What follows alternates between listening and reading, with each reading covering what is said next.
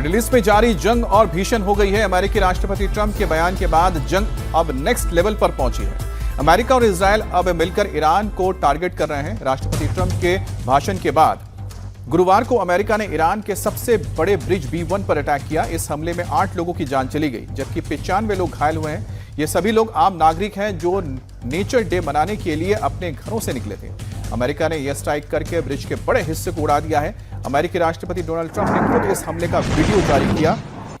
इस हमले में B1 ब्रिज टूट गया। हमले के बाद राष्ट्रपति ट्रंप ने एक बार फिर से ईरान को डील करने की धमकी दी है। ट्रंप ने कहा कि ईरान के सबसे बड़े पुल को गिरा दिया गया है, अब कभी भी इसे इस्तेमाल नहीं कर पाएगा। अगर ईरान समय पर डील नहीं करता है तो ऐसे हमले और आगे होते रहेंगे। देर हो जाए इससे पहले ईरान डील कर ले। ईरान के पास अब कुछ बचा नहीं है। अगर ईरान डील नहीं करता है तो ऐसी तबाही और आगे मचाएंगे। वहीं तेहरान के कई इलाकों पर यूएस ने भी हमले किए, लेकिन यह ब्रिज जो हमला करके उड़ा दिया गया, इसकी तस्वीर एक बार फिर से आप देखिए। 8 तस्वीरों के जरिए आप समझ सकते हैं कि कहां हमले हुए हैं। B1 ब्रिज पर हमला यह बताता है कि अमेरिका आने वाले वक्त में इसी तरह से जो बुनियादी ढांचे हैं जो ईरान के लिए बहुत महत्वपूर्ण है, उसे वो तबाह करना शुरू कर देगा।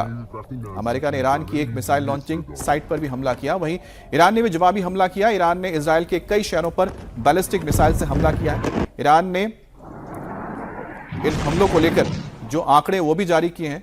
2076 लोग मारे जा चुके हैं, 26,000 से ज्यादा लोग घायल हैं।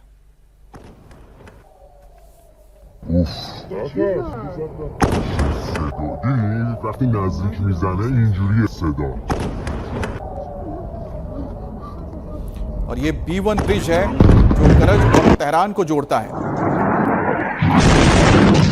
अब बड़ी बात है कि जो ब्रिज बनाया जा रहा था, और क्योंकि जो जानकारी ये भी है कि ये जो ब्रिज बनाया जा रहा है ये चीन की मदद से ये इंफ्रास्ट्रक्चर तैयार किए जा रहे हैं। जो कंपनियां इसमें काम कर रही है, भले ही ईरान की कंपनियां हो, लेकिन जो तकनीक है, बहुत सारी चीजें इस्तेमाल की जा रही है, इसमें चीन का सहयोग है।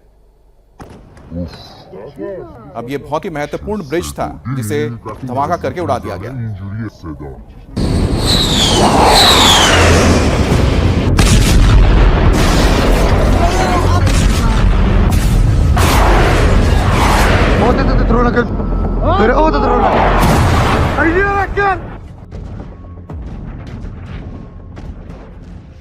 मिडिल ईस्ट में जारी जंग और भीषण हो गई है।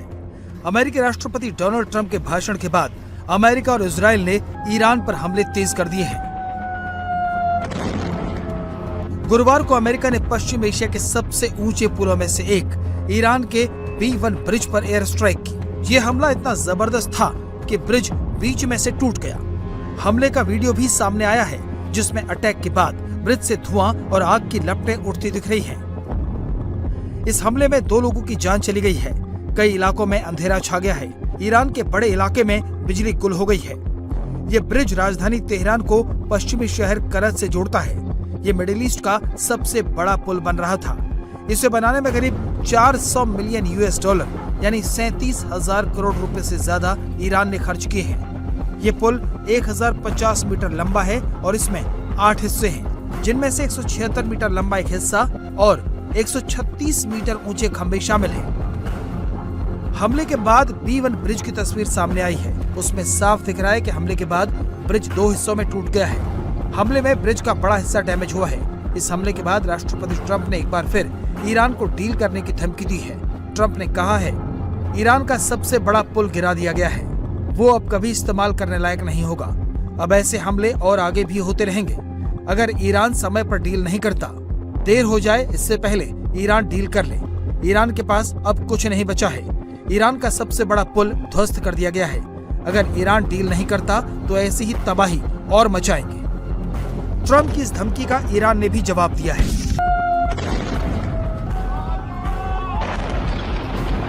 ईरान के राष्ट्रपति मसूद पेजेश्कियान के प्रवक्ता इलियास हजराती ने कहा है कि ईरान अमेरिका के हर हमले का जवाब देने के लिए तैयार है। ترامپ قطعاً افتاده به پرت و پلا گفتن.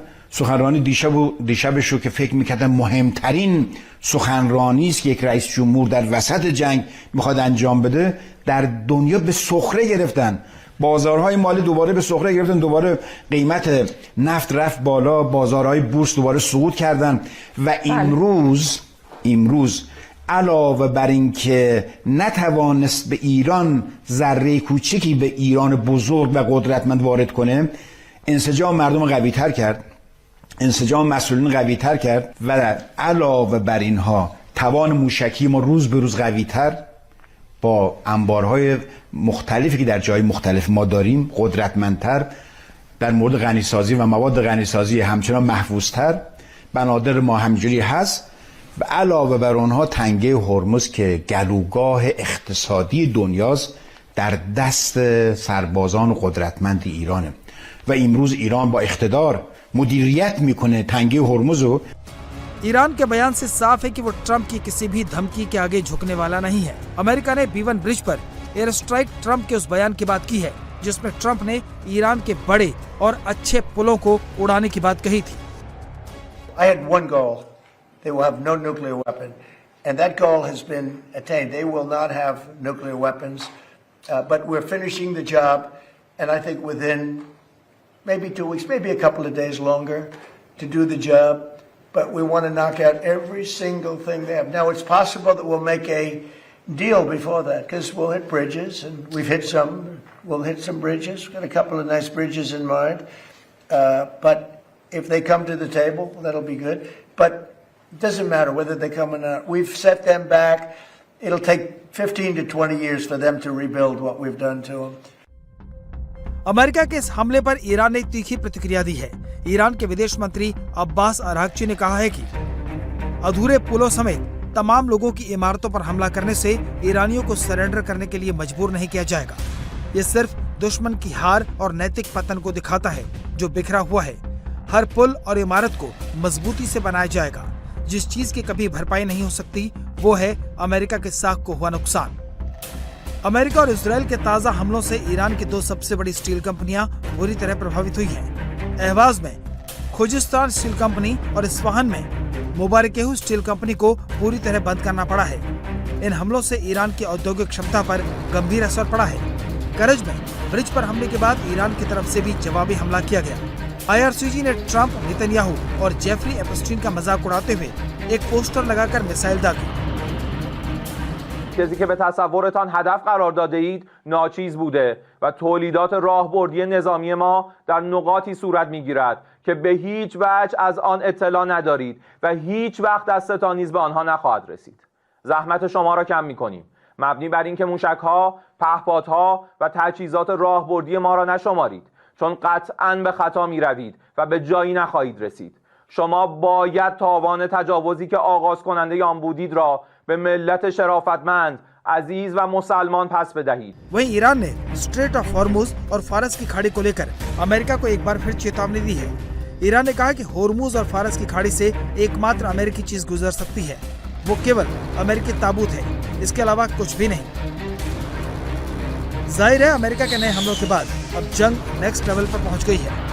इसका जवाब अब ईरान खाड़ी देशों में अमेरिकी ठिकानों के साथ साथ सिविलियन एरिया पर अटैक करके दे सकता है।